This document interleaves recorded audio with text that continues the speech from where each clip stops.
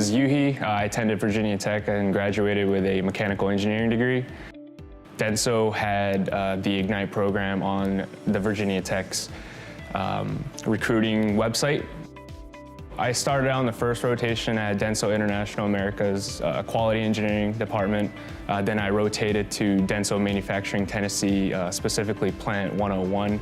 They make these starter alternators. And then third rotation at DENSO Japan. And then my last rotation, I spent time back at DENSO International America in the Toyota sales department. I was actually born in Japan.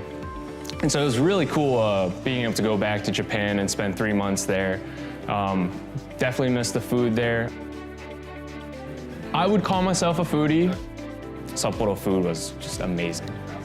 It's called a tsukomeshi in Japanese, but it's basically salmon roe on top of rice bowl. I mean, this program was amazing. Seeing DENSO from a global perspective is very beneficial. Getting experience at plant level as well as global level.